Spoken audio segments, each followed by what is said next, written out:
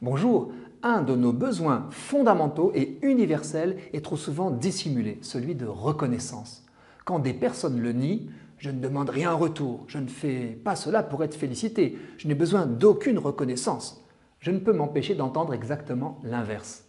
Pour nous déculpabiliser d'un tel besoin et remettre les pendules à l'heure, j'ose une affirmation. Dieu lui-même a, pour ainsi dire, besoin de notre reconnaissance, d'une façon que sa gloire rend certes largement incompréhensible aux pauvres mortels que je suis.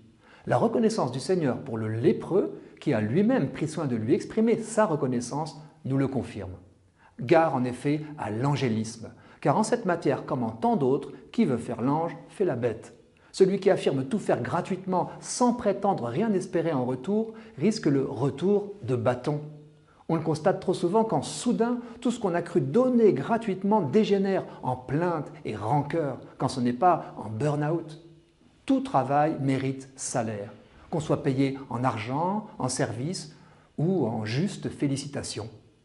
Un ami qui organise des rencontres entre chercheurs autour des problématiques environnementales m'a confié à quel point la reconnaissance des apports spécifiques de chacun était importante pour l'efficacité du travail commun.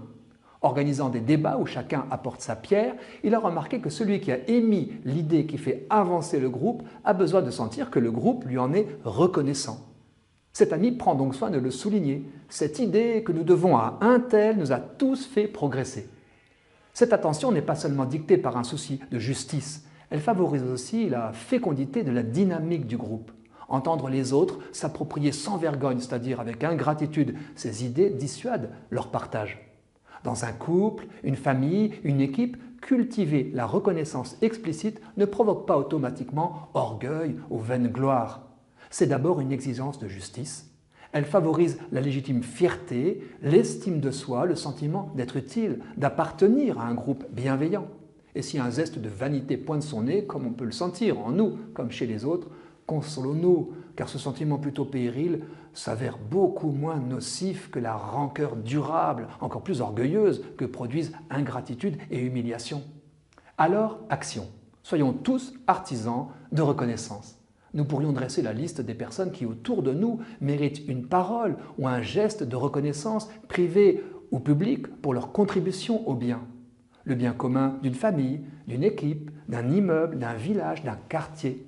Prenons conscience de l'usure que peut provoquer l'absence de reconnaissance pour ceux qui accomplissent pour nous ou autour de nous des tâches humbles et basiques, tellement discrètes ou habituelles qu'elles en deviennent anonymes, ignorées.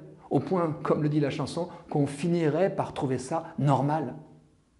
Il y a 1000 façons d'exprimer sa reconnaissance. Pour reprendre cette habitude, je suggère de décider aujourd'hui de quelqu'un à remercier et de la parole, du message, voire du petit cadeau qui marquera le coup.